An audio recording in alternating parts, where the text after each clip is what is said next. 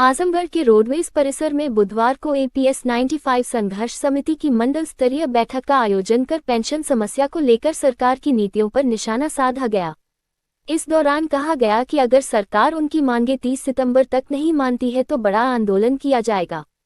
इसके अलावा आने वाले विधानसभा चुनाव में भारतीय जनता पार्टी का विरोध किया जाएगा। संघर्ष समिति के मंडल अध्यक्ष ओंकार नाथ तिवारी ने कहा कि वह UPSRTC से रिटायर हैं। इसी प्रकार से तमाम निगम व मिल से लाखों कर्मचारी रिटायर हुए हैं, जिन्होंने 35 से 36 वर्ष तक विभाग में सेवा की है। प्रत्येक महीने उनके वेतन से 441 रुपये, 540 रुपीज़, 780 रुपीज़, 1200 रुपीज़ और 1800 रुपये APF में जमा होता था। कुल मिलाकर ये लाखों करोड़ों रुपए है। लाखों कर्मचारियों का पैसा जमा हुआ, लेकिन उनको 1000 रुपये या 2000 रुपये देकर पेंशन का कोरम पूरा किया जाता है। खुद उनको 2650 रुपये मिलता है, जो उनके और उनकी पत्नी के सम्मानजनक जीवन निर्वाह के लिए बहुत कम है। वहीं कई रिटायर कर्मियों को तो 1000 रुपये या उससे कम भी मिलता है, जो कि नियम विरुद्ध भी है। इसको लेकर पिछले 8 वर्षों से संघर्ष समिति अपनी लड़ाई लड़ रही है, लेकिन सरकार कोई कार्रवाई नहीं कर रही है। केवल भरोसा दिया जाता है, सहानुभूतिपूर्वक विचार करने का आश्वासन दिया जाता है, लेकिन कार्रवाई कुछ नहीं होती है। इसी को लेकर बैठक आयोजित हुई है और सरकार को चेतावनी दी गई है कि जल्द से जल्द उनकी समस्याओं का समाधान किया जाए, अन्यथा बड़े स्तर पर जब आंदोलन चलेगा तो बीजेपी का चुनाव में भी बड़ा नुकसान होगा, क्योंकि इस प्रकार से करीब 8.15 करोड़ कर्मचारी हैं जो इस दायरे में आते हैं और सरकार का विरोध करेंगे। मैं ओंकार नाथ तिवारी, APS 95 राष्ट्रीय संघर्ष मोर्चा का आजमगढ़ मंडल का मंडल अध्यक्ष हूँ। किन मांगों को लेकर आप लोग यहाँ धरना दे रहे हैं? हम UPSRTC से रिटायर्ड हुए हैं। हमें ये APS 95 पेंशन योजना लागू है और EPFO से ये मिलती है। हमने 35 साल 36 साल सेवा करी और उसमें हर महीने 441, 540, 780, 1200 और 1800 पेंशन फंड में हमारा जमा हुआ। हमने अपना शेयर अंशदान प्रतिमा जमा किया इतने वर्षों तक, और जब हम रिटायर्ड हुए हैं तो हमको 2650 रुपये पेंशन मिलती है, और 2650 रुपये में पति पत्नी का गुजारा किसी भी स्थिति में नहीं हो सकता।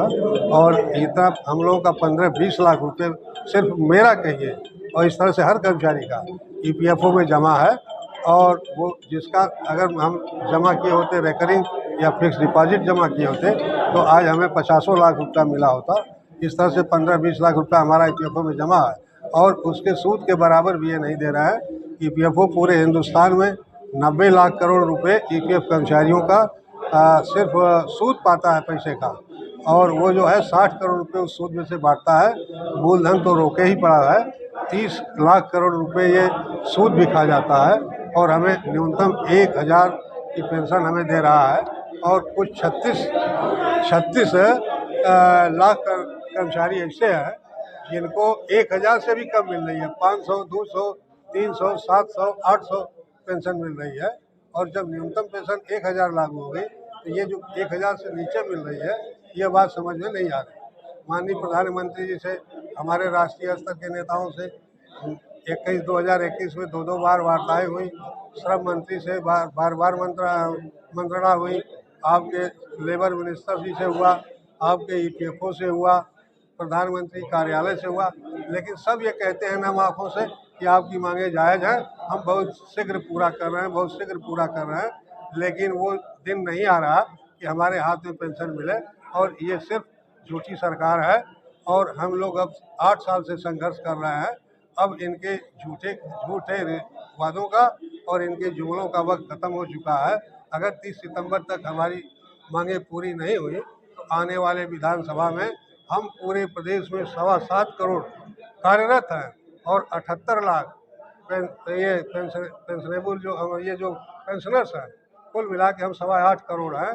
हम 8.25 करोड़ रुपए जो कर्मचारी हैं, केंद्र सरकार भाजपा सरकार का विधानसभा चुनाव में खुलकर विरोध करेंगे और इनके विरुद्ध प्रचार करेंगे, और इनको हम वोट नहीं देंगे। भले दूसरे को दे देंगे, लेकिन हम इनको वोट नहीं देंगे। और इस तरह से 8.25 करोड़ की हमारी जनसंख्या है।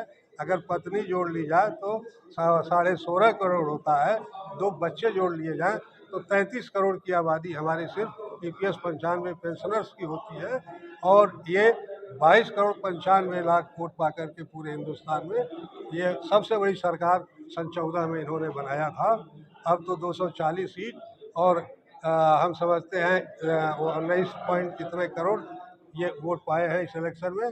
और जब हम प्रचार करेंगे, हमें पेंशन नहीं देंगे तो हम इनका विरोध करेंगे। और ये लोग कहते हैं कि 240 नहीं, ये 24 सीट पे आएंगे, ये 24,000 वोटों पे आ जाएंगे पूरे हिंदुस्तान में। हम इनका विरोध करेंगे और ये हमारा काम करेंगे तो हम इनका काम करेंगे, ये हमारा काम नहीं करेंगे तो हम इनका काम नहीं करेंगे।